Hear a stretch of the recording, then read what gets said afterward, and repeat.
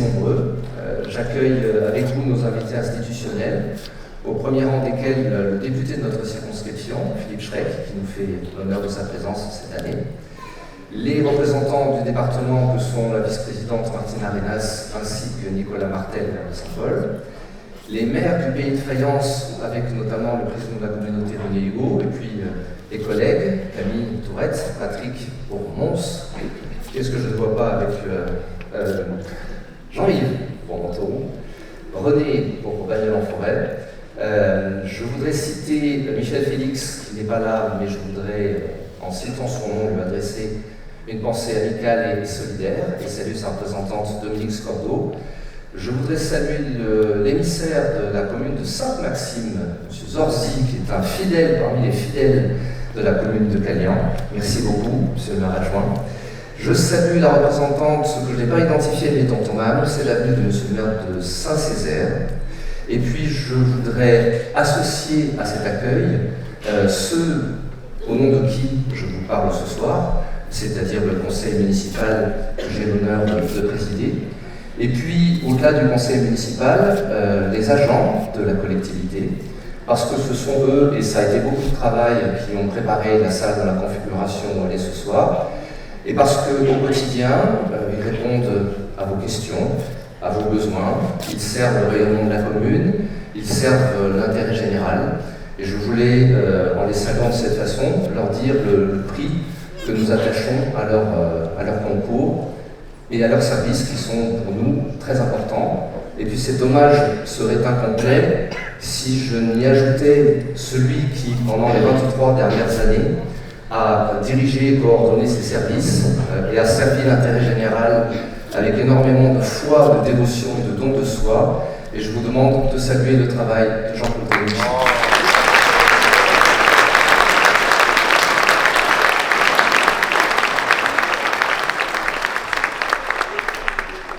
Merci pour lui et naturellement nos encouragements vont vers son successeur, Norman Novian.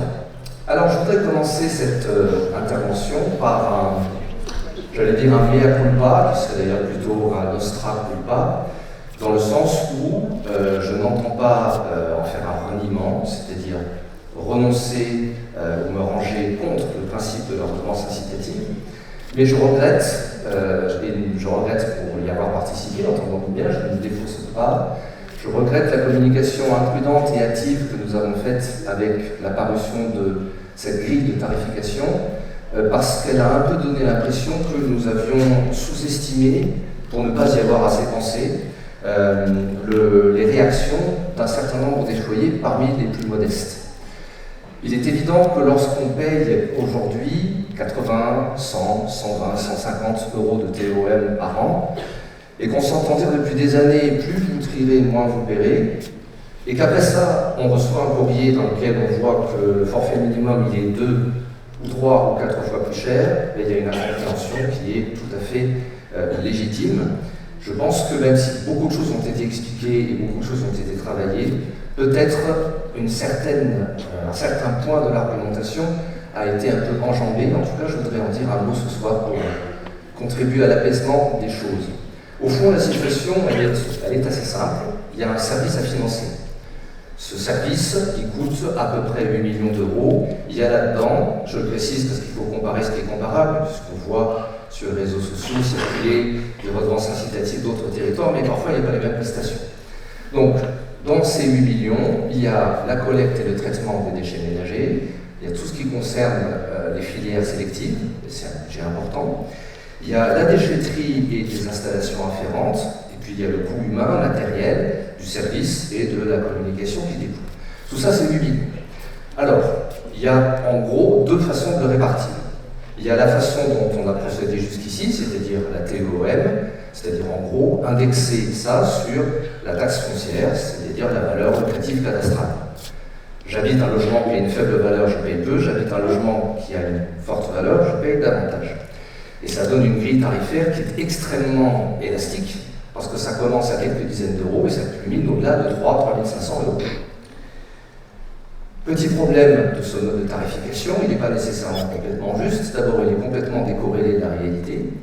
Et ensuite, il n'est que, du point de vue même social, il n'est qu'apparemment juste, parce qu'il est très possible d'avoir des revenus conséquents en habitant un logement dont la valeur est plus faible, et inversement, d'occuper un logement dont la valeur locative est forte, en ayant des revenus faibles. Ce n'est pas rare. Donc, l'autre façon de faire, et au fond, la redevance incitative, c'est le passage de cette première façon de faire à la deuxième. L'autre façon de faire, c'est d'aller chercher l'usager, c'est-à-dire, en gros, le réel. Et le réel, c'est quoi? C'est pas très compliqué d'en avoir un ordre de grandeur. 8 millions. Il y a 18 000 foyers fiscaux. J'arrondis un peu parce qu'entre-temps, au passage, je mets de côté la redevance spéciale et les professionnels. Donc c'est à la louche. Mais à la louche, le prix du service par foyer, c'est 8 millions divisé par 18 000. Vous pouvez vérifier sur vos téléphones, ça fait 444. Donc le prix moyen par foyer au réel du service, c'est 444. Et comme par hasard, dans cette première proposition, c'est un test, c'est quand même bien écrit dessus, ce montant, il est à peu près le montant moyen parmi les montants qui sont proposés. Alors évidemment, ça fait un choc, parce qu'on s'était habitué à ce que ce qu'on payait soit considéré comme le prix du réel. Un ancien président de la République disait on ne peut baisser l'impôt qu'à ceux qui le payent. Mais là, je vous dirais, on ne peut baisser le prix l'élevé qu'à ceux qui payent l'élevé. Voilà. Alors, naturellement, la transition, elle est rude, elle est brutale, et je me réjouis que nous ayons un an, parce que tout ça, c'est pour dans un an. Nous avons un an pour trouver des façons d'adoucir le dispositif, et pour le faire dans une atmosphère, j'allais dire, de collégialité républicaine, et j'essaierai d'apporter ma petite pierre à cet édifice-là. Puisqu'on est dans les joyeusetés, je voudrais dire un mot du climat, on est bien obligé avec l'année qu'on vient de passer. Lénine disait, pour que je cite Lénine, il en faut, je le fais pas tous les ans. Lénine disait, il y a des décennies où il ne se passe rien, et il y a des semaines où il se passe des décennies. J'ai repensé à cette citation à laquelle je n'avais plus pensé, que je n'avais plus croisée depuis 30 ans, malheureusement, parce que j'ai eu le sentiment cette année d'une espèce d'accélération de l'histoire. D'un premier point de vue, du point de vue climatique, je pense que le dérèglement climatique, on a mené dessus. Vous pouvez demander aux Californiens ce qu'ils en pensent cette semaine. Et nous, on se l'est pris, à Calian et en pays de faïence, sur plusieurs années. Ce réchauffement, il a pris la figure de la sécheresse des 2 années précédentes, mais au fond, les inondations sont une autre expression du même réchauffement. Parce que les inondations, c'est le passage des gouttes froides d'automne sur une mer Méditerranée trop chaude, qui les nourrissent en eau et en puissance. Et évidemment, les deux problèmes ne s'annulent pas l'un l'autre, mais s'ajoutent l'un à l'autre. Alors en pratique, à Calian, on a eu le 17 octobre et le 26 octobre. Ce ne sont pas les cumuls reçus qui posent problème, parce que 100 mm dans un climat méditerranéen, ce sont des choses qui arrivent tous les ans. Ce qu'il y a de nouveau, c'est la brutalité, c'est-à-dire le temps court. Le 17 au matin, on s'est pris 100 mm en un peu plus d'une demi-heure. Le 26, on s'est pris 100 mm pendant la journée et 100 autres le soir. Ça, c'est nouveau. Et là, on a vu émerger, malheureusement, des vulnérabilités nouvelles, pas simplement les endroits auxquels on était habitué, mais aussi d'autres. Des dégâts s'en sont suivis, des propriétés ont été abîmées, des maisons ont été inondées, les équipements communaux des infrastructures ont été impactés. Heureusement, pas de victimes. Heureusement, un arrêté de catastrophe naturelle qui va permettre, dans la plupart des cas, un règlement rapide et fluide des dommages, mais des leçons à tirer, bien sûr, et notamment peut-être un changement de focale sur notre façon de regarder les questions du pluvial. Jusque-là, on avait un peu tendance à les regarder quartier par quartier. Maintenant, on se rend bien compte de l'interaction des quartiers entre eux, c'est-à-dire qu'une fois qu'on a fait couler l'eau du quartier en amont, il y en a plus en aval. Et ça suppose qu'on ait, ce qu'on n'a aujourd'hui pas du tout, pour être tout à fait honnête, la maîtrise d'une vision hydrologique un peu technique de la commune, et c'est ce à quoi on est en train de travailler maintenant pour trouver les bonnes parades et les bonnes mesures à prendre. Mais tous les travaux du monde ne nous garantiront pas que ces événements ne reviendront pas. On a au contraire toute raison de penser que ça va continuer.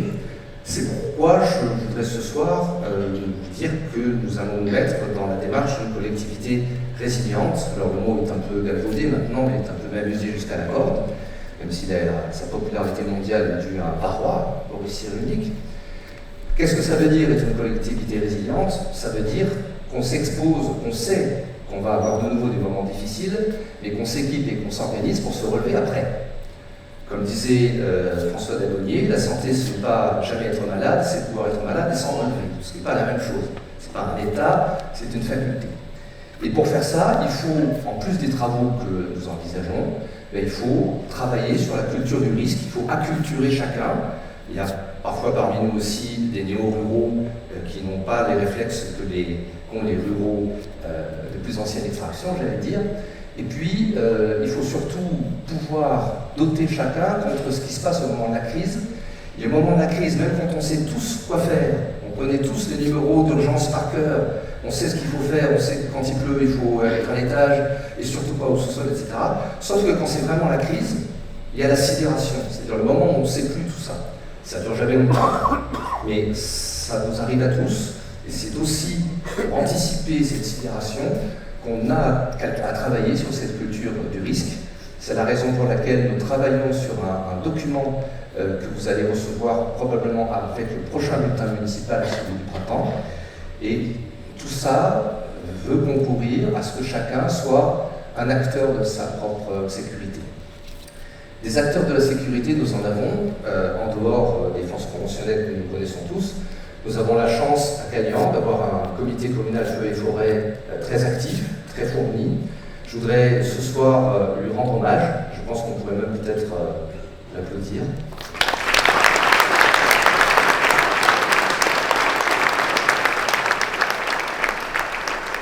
Alors ils sont là, légèrement reconnaissables à leur uniforme qui est de la même couleur que celui de la photo, ce qui tombe assez bien.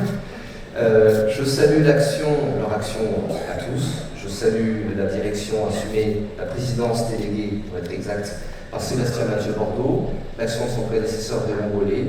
Ils sont là aussi pour vous parler de sécurité civile si la question vous intéresse, et pour vous dire comment, si une vocation vous vient d'un investissement bénévole, vous dire comment vous pouvez, pour ceux qui le souhaitent, envisager de les rejoindre. Alors, suite à ces inondations, on a donc fait des travaux d'urgence qui n'étaient pas prévus, une multitude d'interventions ici et là, parfois aussi sur des chemins privés, mais pour les infrastructures communales, je peux citer le chemin des Plaines de Mireur, je peux citer le Serminier, le quartier Saint-Esprit, la piste de Marestruc, qu'on aura donc faite 2 fois dans l'année, parce que le destin est farceur. Et puis naturellement, il y a les gros morceaux, il y a la tête de pont, si j'ose dire, c'est-à-dire ce secteur que vous avez vu à la télé partout, c'est-à-dire le franchissement de la Cagnole près du rond-point Agora. Alors là, on est pris entre 2 impératifs, c'est-à-dire d'un côté, ne pas trop traîner avant de faire quelque chose, et d'un autre côté, ne pas faire n'importe quoi non plus. Donc, on travaille au dimensionnement, notamment de cet équipement-là, de ce pont. Je dois vous dire du coup que cette incertitude a des conséquences, c'est-à-dire que généralement, dans des vœux, on vous donne une idée des arbitrages qu'on s'apprête à faire pour les travaux de l'année 2025. Là, c'est plus difficile parce que c'est inconnu. Et donc, les choses auxquelles on pensait pour 2025 deviennent un peu des variables d'ajustement, non pas parce qu'elles ne sont pas intéressantes, mais parce qu'à un moment, il y a une urgence que je pense chacun peut comprendre. Donc, nous ferons la place Saint-Roch parce que c'est déjà signé, ce sera début février. Mais la rue du Vala, à laquelle on pensait pour cette année, et l'extension de cette salle pour couvrir notamment le boulodrome, ce sont des questions qui seront arbitrées, je pense, entre 2025 et 2026. Puisque je suis dans les travaux, je finis. Les travaux j'allais dire, d'entretien régulier, avec le chemin du Clos des Adrets, celui du Fournet, le chemin du Courraguier, que vous connaissez tous. C'est ça, voilà, c'est ce que je pensais.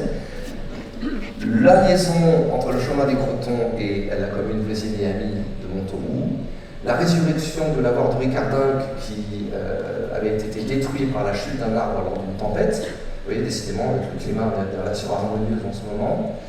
Le mur de Ricardinck, un nouveau parking au centre-village d'une 40aine de places, sur lequel j'ai lu des choses un peu plus amères sur les réseaux sociaux, mais c'est là où on les lit.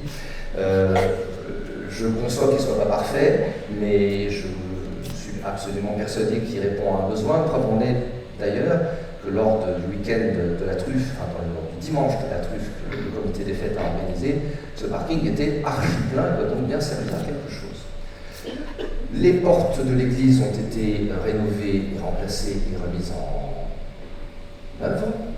Et puis, dans notre volonté d'essayer de mettre un peu d'ordre dans la circulation des chemins de la plaine, nous avons mené une expérience, j'allais dire, de concertation démocratique, qui était très intéressante, parce qu'elle a fait apparaître la complexité des choses, pas seulement à nous, mais à tout le monde.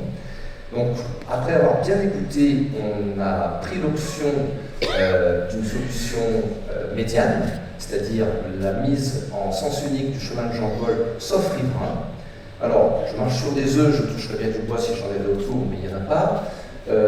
Jusqu'ici, il semblerait que cette expérimentation donne des résultats plus que satisfaisants à suivre, et on pourrait être amené à modifier les choses en tant que de besoin.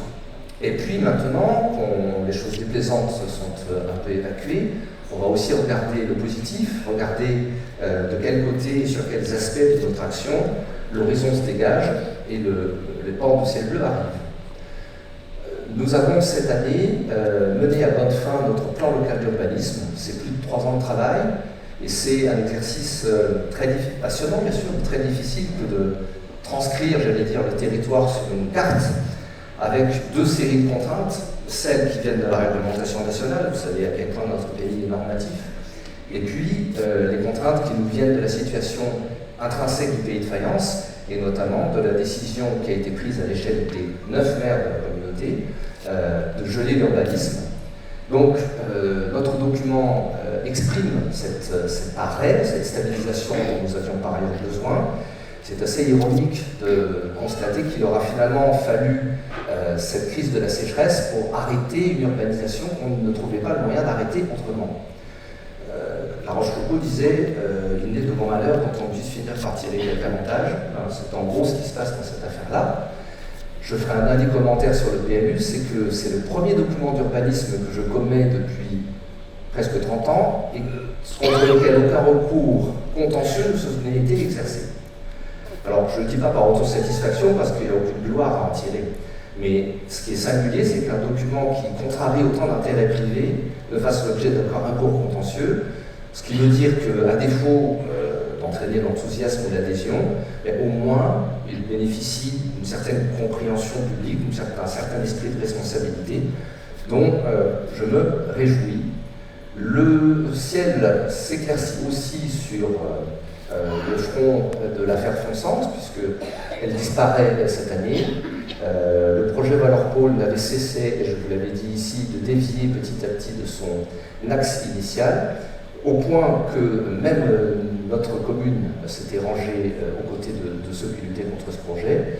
Bien logiquement, le préfet a mis un terme à cette affaire par un arrêté, que là non plus personne n'a attaqué, signe des temps, et qui fait que dorénavant, ce terrain est libre.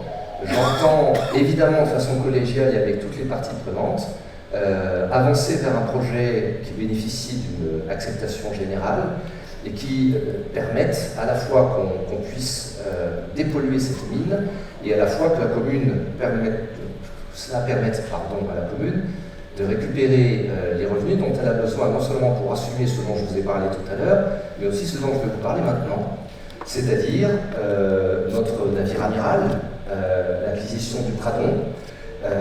Cette photo a été prise à l'office notarial en octobre. Et voilà que nous sommes donc pour 2,2 millions d'euros, dont 550 000 ont déjà été réglés, propriétaires de ce bien, qui est un bien exceptionnel, un bien remarquable. Il a une histoire, il a une noblesse, il a une architecture, et il va rester comme il est, même si sa destination va changer. Et évidemment, il va nous permettre, vous voyez les liaisons qu'on peut imaginer maintenant entre les équipements publics, entre le groupe scolaire à gauche, la crèche, la médiathèque à droite, et puis ce nouvel espace public et les liaisons qu'il va permettre. Donc voilà qui va donner un écrin dans lequel le village va pouvoir garder et conforter sa place dans la commune. Et on a grande aventure aventure devant nous, qui est, et puisque nous avons 18 mois, parce que les résidents sont encore là pendant à peu près cette période, on a 18 mois pour trouver, avec la communauté éducative, le projet le mieux adapté pour l'école maternelle que nous avons décidé d'y mettre. Je vous parlais tout à l'heure d'une accélération de l'histoire. Je le décline d'une deuxième et dernière manière, parce qu'il me semble que l'histoire de la Ve République est en train de s'accélérer singulièrement. C'était bien pratique quand l'opinion était dans la bipartition. La constitution de la Ve République était parfaite pour ça. Les uns ou les autres gagnaient, ils avaient la majorité absolue et ils gouvernaient. Le fait de l'année, c'est la tripartition de l'opinion. Et alors là, avec le mécanisme de la cinquième, on trouvait une majorité absolue, bon courage. Et ça a mis en exergue un petit détail qui est que tout ce joli monde a le plus grand mal à discuter, à travailler ensemble. Ce serait bien que les élus d'en haut sachent faire ce que les élus d'en bas savent très bien faire. Nous, neuf, il ne faut pas croire qu'on soit tous pareils. Oui, est-ce qu'on est tous pareils? Non. Est-ce qu'il n'y en a pas les uns plutôt un peu de droite, les autres un peu de gauche, ou encore plus à gauche? Oui, si. Est-ce qu'on est tous alignés sur les mêmes repères générationnels, culturels, symboliques, sur les mêmes pratiques politiques? Non.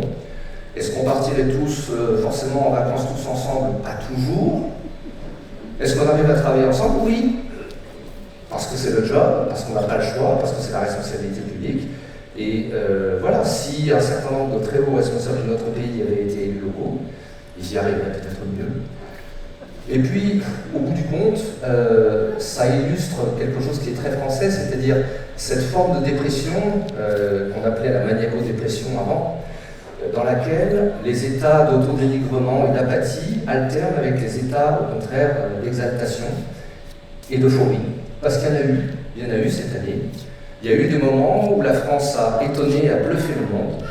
Et il y a eu, comme aux Jeux Olympiques, comme par la restauration de Notre-Dame, des moments où j'ai fait partie de la très grande majorité de Français qui a été très très fier d'être français. Alors dans cet esprit, je voudrais, en retournant sur ma diapo initiale, que tout le monde a reconnue, puisque naturellement c'est une photo qui a été prise à Cagnan, rue... Le premier qui trouve gagne un an sans redevance incitative. Bon, le choix du courageux passe encore, mais celle-là quand même. Non. Bon, tant pis, on fera un QCM à la sortie. C'était la rue Longue. Donc, en vous souhaitant de vous intéresser toujours plus et mieux à notre village dans toute sa diversité, j'ai le plaisir, au nom de l'équipe qui m'entoure et des agents de la commune, de vous souhaiter une année qui vous apporte tout ce que vous en attendez. Bonne année à tous et merci beaucoup.